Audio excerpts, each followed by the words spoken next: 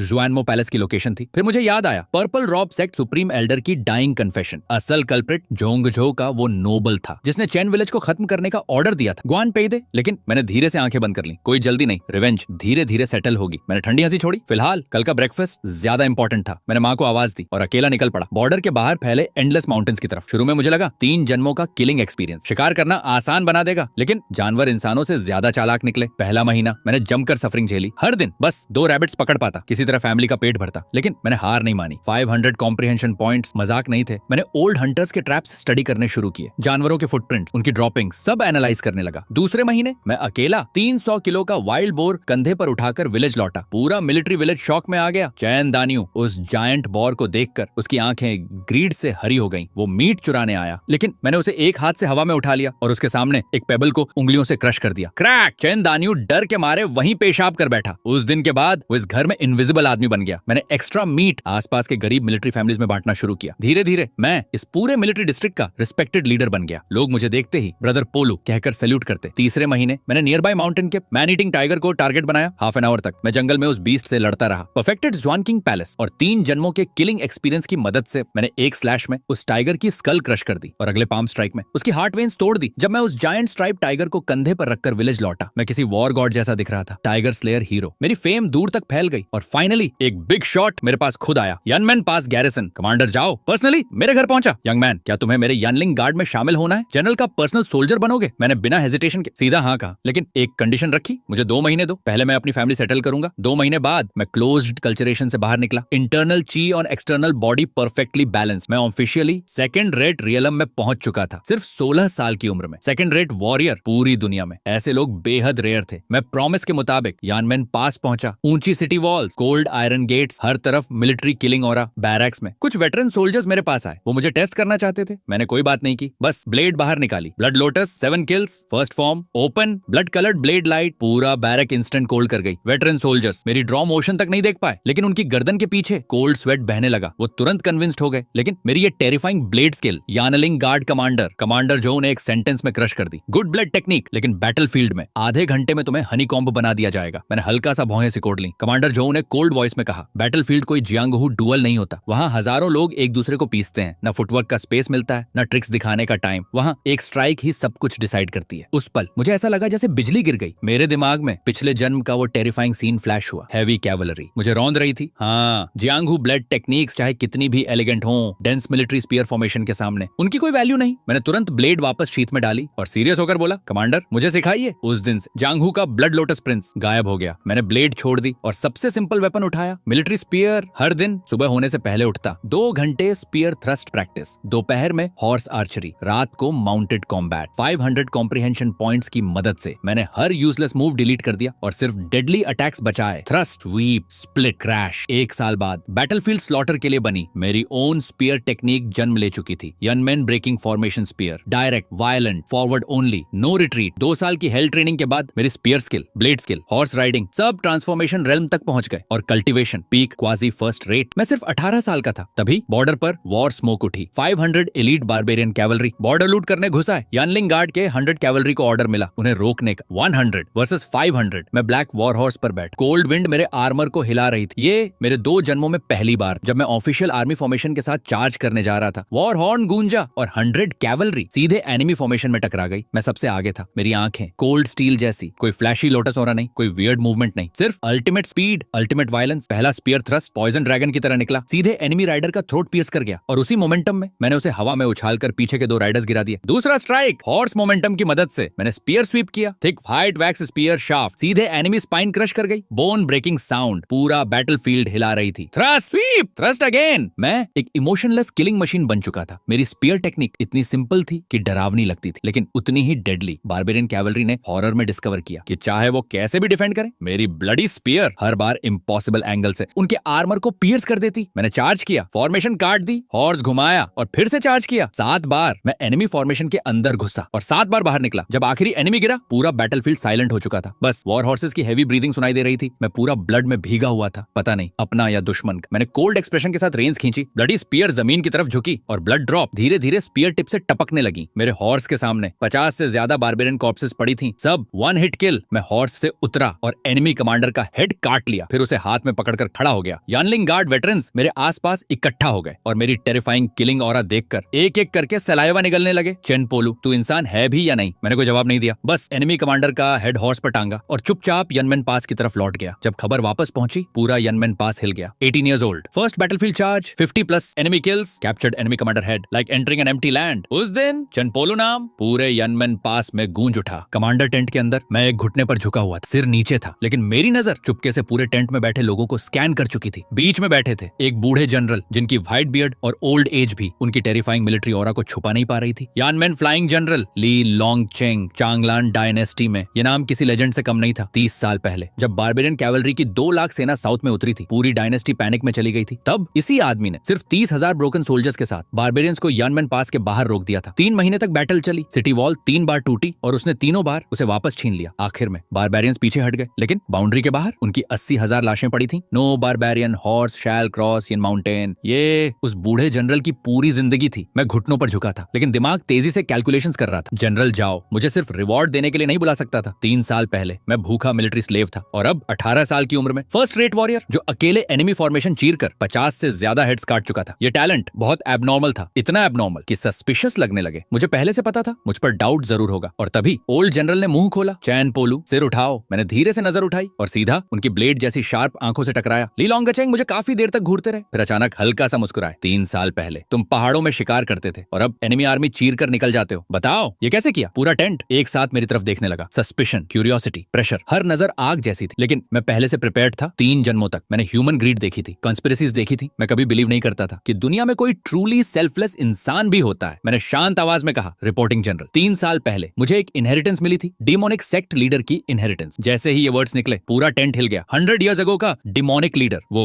Legendary existence था जो इनेट realm से भी ऊपर माना जाता था। इवन ली लोंगचेंग की एक्सप्रेशन बदल गई। तुम श्योर हो? मैंने सिर झुकाया। Yes general. और मुझे एक पोएम भी मिली जिसमें डिमोनिक सेक्ट की सुप्रीम कल्टीवेशन टेक्निक स्वानमो पैलेस का लोकेशन छुपा है। मैंने एक एक शब्द बोलना शुरू किया। Green mountains bury ancient valleys, white bones rise like towers, when 7 veins bloom together, demonic star descends from heaven. पूरा टेंट डेथ साइलेंस में डूब गया। कुछ जनरल्स ने अनजाने में सांस रोक ली। मैंने धीरे से कहा, 3 साल से मैं इसे डिसाइफर कर रहा हूं, अब मुझे कुछ क्लूज मिल चुके हैं। ग्रीन माउंटेन वैली मतलब mass grave, white bones form towers मतलब टेरेन शेप, और एग्जैक्ट लोकेशन आज मैं विलिंगली आपको सौंपना चाहता हूं। ये मेरा केयरफुली प्रिपेयर्ड बेट था। ली लोंगचेंग 30 साल से पीक हुटियन रेल्म में फंसा था। अगर उसे श्वानमो पैलेस मिल जाता तो उसके इनेट रेल्म में ब्रेक थ्रू करने के चांसेस बहुत बढ़ जाते, और तब वो 100 साल और जी सकता था। मैं नहीं मानता था कि कोई इंसान एक्स्ट्रा 100 years ऑफ लाइफ को रिजेक्ट करेगा। मेरा प्लान सिंपल था। ओल्ड जनरल आर्मी भेजेगा, श्वानमो पैलेस खोजेगा, और फिर मैं पीछे से येलो स्पैरो बनकर फायदा उठाऊंगा। परफेक्ट। मैं मन ही मन मुस्कुराया, लेकिन अगले ही पल ली लोंगचेंग की प्रतिक्रिया ऐसी थी जैसे किसी ने मुझे जोरदार थप्पड़ मार दिया हो। यंग मैन, तुम काफी ऑनेस्ट हो। ओल्ड जनरल कुर्सी से टिक गए। उनकी आंखों में एक ऐसी डेप्थ थी जिसे मैं समझ नहीं पाया। तुम्हें पता है इस साल मेरी उम्र कितनी है? सुना है जनरल की उम्र लगभग 100 साल है, 97। उन्होंने शांत आवाज में कहा, अगर मुझे डीमोनिक टेक्निक मिल भी जाए और मैं इनेट रेल्म ब्रेक थ्रू कर लूं तो शायद 100 साल और जी लूं। लेकिन क्या तुमने सोचा है अगर मैं क्लोज्ड कल्टीवेशन में चला गया तो कितने साल लगेंगे? 3 साल, 5 साल या शायद 10 साल। उस दौरान अगर बारबेरियंस अटैक कर दें तो? उनकी आवाज भारी नहीं थी, लेकिन हर शब्द थंडर जैसा गिर रहा था। इन 30,000 सोल्जर्स को कौन लीड करेगा? बॉर्डर के अंदर रहने वाले 10 लाख सिविलियंस को कौन प्रोटेक्ट करेगा? अगर मैं सिर्फ लंबी उम्र के लिए बैठ जाऊं और पूरा सेंट्रल प्लेन्स जलकर राख हो जाए तो ऐसी जिंदगी का क्या फायदा? पूरा टेंट नीडल ड्रॉप साइलेंस में डूब गया। कई रफ जनरल्स धीरे से सिर झुकाकर अपनी लाल आंखें छुपाने लगे और मैं पूरी तरह फ्रीज हो गया। 3 जन्मों तक मैंने काउंटलेस स्कीम्स कैलकुलेट किए, लेकिन मैंने कभी इमेजिन नहीं किया था कि इस दुनिया में कोई सचमुच दूसरों के लिए इमॉर्टैलिटी तक छोड़ सकता है। फिर ली लोंगचेंग अचानक मुस्कुराए, लेकिन अगर तुम्हें जरूरत हो तो मैं स्काउट्स भेज सकता हूँ तुम्हारे लिए श्वानमो पैलेस ढूंढने। मैं ऑलमोस्ट शॉक्ड होकर बोल पड़ा, general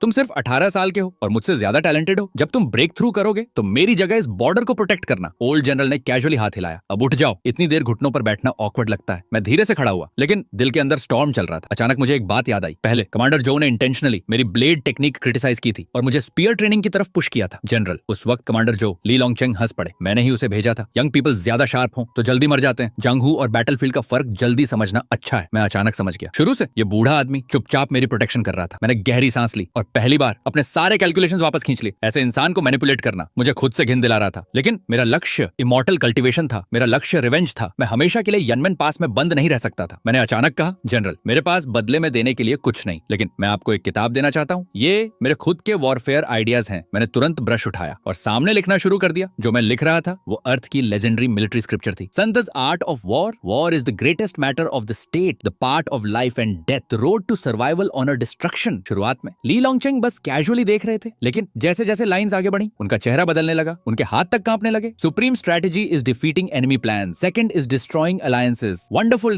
to wonderful. Li Longcheng अचानक उठ खड़े हुए और मुझे शौक में घूरने लगे। फिर उन्होंने वो पेपर्स बहुत केयरफुली अपने कपड़ों के अंदर रख ली। पोलो, उनकी आवाज भारी हो चुकी थी। ये किताब 10 जुआनमो पैलेसेस से ज्यादा वैल्यूबल है। उस दिन के बाद जुआनमो पैलेस की खोज ऑफिशियली मिलिट्री स्काउट्स को सौंप दी गई। व्हाइट बोन्स टावर क्लू के आधार पर 1 साल बाद बॉर्डर से 300 माइल्स दूर एक लोटस शेप्ड बैरन माउंटेन मास ग्रेव में स्काउट्स को एक स्टोन बॉक्स मिला, जुआनमो पैलेस। आखिरकार मेरे हाथ में था। मैं बीस्ट किन स्क्रोल को पकड़कर खुलकर हंस पड़ा। पिछले जन्म में डिमोनिक सेक्ट लीडर जो चंगफेंग इसी टेक्निक के दम पर दुनिया में राज करता था, लेकिन सिर्फ 6 महीने बाद इंपीरियल आर्मी ने उसे क्रश कर दिया और वो सीक्रेट उसके पेट में दफन हो गया। अब सब कुछ मुझे मिल चुका था। मैं हंसते हुए बुदबुदाया, ओल्ड फॉक, आखिर तूने मेरे लिए वेडिंग ड्रेस सिल ही दी। मैंने तुरंत क्लोज्ड कल्टीवेशन शुरू कर दी, 500 कॉम्प्रिहेंशन के साथ। शुआन किंग पैलेस की काम एनर्जी और शुआनमो पैलेस की वायलेंट डीमिक फ्लैम्स मेरे शरीर में 2 अलग सर्कुलेशन सिस्टम्स बनाकर घूमने लगी। एक कोल्ड स्प्रिंग जैसी, दूसरी ब्लेजिंग फायर जैसी। जिस दिन मैं बाहर निकला मुझे 30 बारबेरियन कैवलरी सोल्जर्स मिले। मैंने स्पीयर तक नहीं निकाली, दोनों एनर्जीज एक साथ बर्स्ट हुई। मैंने सिर्फ एक पंच मारा और आदमी समेत घोड़े सीधे मीट पेस्ट बन गए। 30 पंचेस, 30 कॉप्सेस। मेरे पीछे खड़े यानलिंग गार्ड्स मुझे ऐसे देख रहे थे जैसे किसी डीमन गॉड को देख लिया हो। उस साल मैं 21 साल का था और स्मॉल हुटियन रेल्म में ब्रेक थ्रू कर चुका था। सेम रेल्म में मैं कंप्लीटली इनविंसिबल था, लेकिन मैं अभी भी सेटिस्फाइड नहीं था। मेरे लिए सबसे इंपॉर्टेंट सवाल कुछ और था। अगर शुआन किंग ची और डेमोनिक फ्लेम्स पूरी तरह फ्यूज हो जाए तो क्या वो लेजेंडरी इमॉर्टल माना बन जाएगी? लेकिन हर बार दोनों पावर्स वाटर और फायर की तरह टकराती और मेरा शरीर ऑलमोस्ट एक्सप्लोड हो जाता। समय बीतता गया। फिर ईस्टर्न ग्रासलैंड्स पर 100 ईयर ब्लिजर्ड डिजास्टर आया। बारबेरियंस सर्वाइव नहीं कर पा रहे थे। उन्होंने 1 लाख सोल्जर्स की डेस्परेट आर्मी बनाकर साउथ इन्वेड कर दिया। ली लॉन्गचेंग मेन आर्मी कमांड कर रहे थे। उन्होंने सन त्सू आर्ट ऑफ वॉर को बैटलफील्ड पर जिंदा कर दिया। Ambush, fire attack, layer after layer of strategy, और मैं 3000 यानलिंग गार्ड्स को लीड कर रहा था। हम एक अल्टीमेट किलिंग स्पीयर बन चुके थे। दोनों ट्रू कीज एक साथ बर्स्ट हुई। मैं अकेला हजारों के बीच घुस गया और बारबेरियंस नंबर 1 वॉरियर को एक स्पीयर थ्रस्ट में हवा में उछाल दिया। फिर सीधे एनिमी कमांड टेंट को कुचल दिया। 3 दिन और 3 रात बैटलफील्ड कभी शांत नहीं हुआ। 3 लाख एनिमीज मारे गए, काउंटलेस प्रिजनर्स पकड़े गए। इस बैटल ने बारबेरियंस को 20 साल तक यन माउंटेन की तरफ देखने की हिम्मत नहीं दी। जब विक्ट्री रिपोर्ट राजधानी पहुंची, पूरा इंपीरियल कोर्ट हिल गया। रॉयल डिक्री तुरंत जारी हुई। ली लॉन्गचेंग को protector general of the nation, corps of the north जैसी उपाधियां मिली और मैं सीधे 3 रैंक्स प्रमोट होकर गेरिला जनरल बन गया। लेकिन एक चीज नहीं मिली, मार्किस टाइटल, क्योंकि राजधानी में बैठे वो यूजलेस नोबल्स जो वॉर शुरू होने से पहले सिर्फ एक लाइन भेज पाए थे, अंडरस्टूड, हैंडल इट योरसेल्फ, उन्होंने पूरा क्रेडिट आपस में बांट लिया। सेलिब्रेशन बैंक्वेट में कई जनरल्स के चेहरे गुस्से से भरे थे, लेकिन ली लॉन्गचेंग बस चुपचाप वाइन कप लेकर बॉर्डर के बाहर चमकते चांद को देख रहे थे। Becoming Marxist was never my goal. मैं सिर्फ चाहता हूँ समुद्र शांत रहे। अगर बारबेरियंस हमला न करें तो टाइटल मिले या न मिले, क्या फर्क पड़ता है? फिर उन्होंने मेरी तरफ देखा और कंधे पर हाथ रखा। तुम्हारे साथ इनजस्टिस हुआ तुम्हारी मिलिट्री मेरिट के हिसाब से। तुम अब तक मेजर जनरल होने चाहिए थे। जनरल, मुझे रैंक्स की परवाह नहीं। मैंने उनकी तरफ देखा, आंखें जल रही थीं। मुझे बस एक बात पूछनी है, क्या आप ग्वान पेइडे को जानते हैं? ये नाम सुनते ही ली लॉन्गचेंग के हाथ रुक गए। ग्वान पेइडे, वही आदमी जो पर्पल रोप सेक्ट के पीछे था और चैन फैमिली विलेज मैसेकर्स का असली मास्टरमाइंड। बेशक जानता हूँ, ली लॉन्गचेंग ने धीरे से कहा। पहले मिनिस्ट्री ऑफ वॉर का मिनिस्टर था, बाद में इंपीरियल रिलेटिव बन गया। उसने बॉर्डर आर्मी को बहुत सपोर्ट किया था। मुझ पर भी उसके एहसान है। फिर ओल्ड जनरल ने भौहें सिकोड़ ली। तुम मुझसे क्यों पूछ रहे हो? मैंने धीमी आवाज में कहा। उसके हाथ मेरे फैमिली के खून से रंगे हैं और काउंटलेस इनोसेंट्स के भी। ली लॉन्गचेंग काफी देर तक चुप रहे, फिर भारी सांस छोड़ी। पोलू, तुम मुझसे रिवेंज नहीं ले पाओगे। मेरी आंखें ठंडी हो गईं। उसकी पावर इतनी बड़ी है? नहीं। ली लॉन्गचेंग ने मेरी तरफ देखा। वो मर चुका है। मैं फ्रीज हो गया। 10 साल पहले बीमारी से बिस्तर पर आराम से मरा। नेचुरल डेथ, डेड, बस यही वर्ड बार बार मेरे दिमाग में गूंजता रहा। 4 जन्मों तक मैं रिवेंज के पीछे भागता रहा। हर जन्म में खून बहाया, कल्टीवेशन की, स्कीम्स रची और अंत में मेरा दुश्मन आराम से बिस्तर पर मर चुका था। न कोई रेज, न स्क्रीम, न पनिशमेंट, बस ओल्ड एज। मैं अकेला टेंट में खड़ा था। दिमाग ब्लैंक हो चुका था। 100 साल की हेट्रेड एंड में बस एक मिट्टी की कप। मैं खुद से हंस पड़ा। Revenge of the ages? क्या मजाक है। अगर तुम किसी इंसान से 100 साल नफरत करो लेकिन वो आराम से बूढ़ा होकर मर जाए तो तुम्हारी हेट्रेड भी मीनिंगलेस हो जाती है। मैंने आसमान की तरफ देखा और पहली बार मेरी ऑब्सेशन एक नए मैडनेस में बदल गई। मैं सिर्फ मॉर्टल नहीं बन सकता। मेरे पास 100 लाइव्स बुक है। अगर मैं इमॉर्टैलिटी हासिल नहीं कर पाया तो मैं बस एक मॉन्स्टर बन जाऊंगा जो एक एक करके अपने एनिमीज और लव्ड वंस को मरते देखता रहेगा। मैंने धीरे से पूछा, जनरल, क्या इस दुनिया में सचमुच इमॉर्टल्स होते हैं? ली लॉन्गचेंग थोड़ी देर चुप रहे, फिर सिर हिलाया। मैं लगभग 100 साल जी चुका हूँ लेकिन कभी इमॉर्टल नहीं देखा। हाँ, लेजेंड कहती है कांगलांग रॉयल फैमिली इमॉर्टल डिस्केंडेंट्स है, लेकिन वो बस माइथ्स हो सकते हैं। ओल्ड जनरल ने मेरे कंधे पर हाथ रखा। पोलू, क्यों ऐसी फैंटेसी के पीछे भाग रहे हो? अगर शरीर मर भी जाए लेकिन नाम इतिहास में जिंदा रहे तो वो भी इमोर्टैलिटी का एक रूप है। सैकड़ों साल बाद भी लोग आज की विक्ट्री याद रखेंगे। कुछ दिन बाद ली लॉन्गचेन को राजधानी बुलाया गया और मैं भी उनके साथ गया। तब मुझे एहसास हुआ कि मैं कितना फेमस हो चुका हूँ। स्टोरी टेलर्स मेरे सिंगल कैवलरी चार्ज की कहानी ऐसे सुना रहे थे जैसे कोई मिथोलॉजिकल वॉर हो। यहाँ तक कि जो संतजू आर्ट ऑफ वॉर मैंने ली लॉन्गचेन को दी थी वो भी राजधानी में फैल चुकी थी। ब्लैक मार्केट में एक कॉपी 100 सिल्वर टेल्स में बिक रही थी। कोर्ट ऑफिशियल्स जो बॉर्डर सोल्जर्स को गनवार समझते थे अब मुझे देख शौक में थे। सब कह रहे थे heaven sent talent. Royal court में 10 साल का लिटिल एम्परर ड्रैगन थ्रोन पर बैठा मुझे चमकती आंखों से देख रहा था। अगर एम्प्रेस डाउजर पर्दे के पीछे न बैठी होती तो शायद वो खुद नीचे आ जाता। लेकिन जहाँ फेम होती है वहाँ जेलसी भी जन्म लेती है। कैपिटल का number 1 genius, new martial champion Wang Teng, duke Dingguo का बेटा, half step great Hutian expert मेरा फेम सहन नहीं कर पाया। उसने सीधे ईस्ट सिटी में अरीना लगाई और पब्लिकली मुझे चैलेंज कर दिया। तीसरे दिन अरीना के नीचे लोगों का सैलाब था। वांग टेंग गोल्डन रोब में खड़ा था। उसकी सेबर ऑरा इलाज था, बर्फ जैसी शार्प थी। हाफ स्टेप ग्रेट ह्यूटियन प्रेशर पूरा अरीना हिला रहा था और मैं स्लोली चलते हुए स्टेज पर चढ़ा। Draw your blade, Wang Teng गर्जा और किलर मूव के साथ सीधा मुझ पर टूट पड़ा। लेकिन मैंने ब्लेड तक नहीं निकाली, मैं हिला तक नहीं, बस उंगलियों पर किंगमो फ्यूज्ड रू ची इकट्ठा की और हल्के से फिंगर फ्लिक किया। टिंग, उसकी ट्रेजर्ड सेबर सीधे टुकड़ों में एक्सप्लोड हो गई। अगले ही पल वायलेंट फोर्स ब्लेड हैंडल से उसके बॉडी में घुस गई। बूम! वांग टेंग कटी पतंग की तरह 10 मीटर दूर जा गिरा, तो खून उगलते हुए सीधे बेहोश। पूरा arena dead silent. One move small Hutian, half step great Hutian को वन शॉट। मैंने बस हल्का सा सिर टेढ़ा किया, बस इतना ही। उस दिन के बाद राजधानी में किसी ने मुझे चैलेंज करने की हिम्मत नहीं की। अगले कुछ दिनों में काउंटलेस नोबल्स गिफ्ट लेकर आए, गोल्ड, जूल्स, वेपन्स, लेकिन मेरे लिए सब कचरा था। फिर 5वें दिन राजधानी में एक ऐसी घटना हुई जिसने पूरा स्काई हिला दिया। Heaven prison broken, general Chen, someone rescued the prisoner, a female innate expert, पूर्व डिमोनिक सेक्ट लीडर जो चंगफेंग को छुड़ाकर ईस्ट गेट की तरफ भाग रही है। ये सुनते ही मेरे हाथ में पकड़ा टी कप रुक गया। जो चेनफेंग, वो ओल्ड फॉक्स अभी भी जिंदा था। मैं बिजली की तरह रूफ पर चढ़ा और ईस्ट गेट की तरफ दौड़ पड़ा। वहाँ पूरा एरिया हेल बन चुका था। ब्रोकन कॉर्प्सेस, कोलैप्स्ड वॉल्स, खून हर तरफ। दूर मैंने 2 सिलुएट्स देखी, एक पेल लेकिन चार्मिंग जो चंगफेंग और दूसरी व्हाइट रोब्स में एक मिस्टीरियस वुमन। उसके चेहरे पर ग्रीन वेल थी लेकिन उसकी स्वॉर्ड ची दर्जनों मीटर दूर तक फैल रही थी। हंड्रेड्स ऑफ इंपीरियल गार्ड्स उसके पास तक नहीं जा पा रहे थे। इनेट रन प्रेशर इतनी टेरिफाइंग थी कि मेरी ट्रू छी भी कांप उठी। दोनों स्काई में तेजी से भाग रहे थे और उसी पल मेरी नजर जो चंगफेंग से मिली। मैंने उसकी शक दिल में कार्व कर ली लेकिन मैंने अटैक नहीं किया। स्मॉल होटियन, वेस 2 इनेट्स, वो सुइसाइड था। लेकिन जिस चीज ने मुझे सबसे ज्यादा शॉक किया वो उस व्हाइट रोब्ड वुमन की बैक थी। पता नहीं क्यों मुझे वो स्ट्रेंजली फेमिलियर लगी। मैंने ठंडी हंसी हंसी, लकी बास्टर्ड, कुछ दिन और जी ले। मैंने कोल्ड आइस से दोनों को होराइजन में गायब होते देखा और वापस लौट गया। कुछ समय बाद कैपिटल फिर शांत हो गई। जो चंगफेंग एस्केप कर चुका था और इंपीरियल कोर्ट बस वांटेड पोस्टर्स जारी करके रह गई। मैंने राजधानी में रहने का हर ऑफर रिजेक्ट कर दिया। रिटर्न जर्नी पर ओनाटन विंड चल रही थी, येलो सैंड उड़ रही थी। ली लॉन्गचेन हॉर्स पर बैठे मुझे कॉम्प्लेक्स नजरों से देख रहे थे। तुम सच में राजधानी में नहीं रहना चाहते? यहाँ एंडलेस ग्लोरी है, वेल्थ है। मैंने सिर हिलाया। जनरल, जो मैं चाहता हूँ वो राजधानी नहीं दे सकती। ली लॉन्गचेन ने रेंस खींची और गहराई से मुझे देखा। तो आखिर तुम चाहते क्या हो? मैंने जवाब नहीं दिया, बस दूर फैली यिन माउंटेन्स को देखा। वहाँ यनमेन पास था और अचानक मुझे एहसास हुआ पावर, वेल्थ, रिवेंज सब इमोर्टैलिटी के सामने मॉर्निंग ड्यू जैसे हैं। मैंने धीरे से मुस्कुराकर कहा, जनरल चलिए घर चलते हैं। ली लॉन्गचेन कुछ पल चुप रहे, फिर हंस पड़े। ठीक है घर चलते हैं। बॉर्डर लौटने के बाद जिंदगी फिर शांत हो गई। इंपीरियल रिवार्ड्स में मिले सारे गोल्ड मैंने खुद पर खर्च नहीं किए, सब आर्मी में झोंक दिए। Bright armour, forged sabres, steppe war horses, 3000 यनलिंग गार्ड्स पूरे नॉर्दर्न बॉर्डर की शार्पेस्ट ब्लेड बन चुके थे। बार्बरियन स्काउट्स दूर से हमारी फ्लाइंग फेदर बैनर देखते और बिना पीछे देखे भाग जाते। चेन पोलू अब ग्रासलैंड्स में बच्चों को डराने वाला नाम बन चुका था।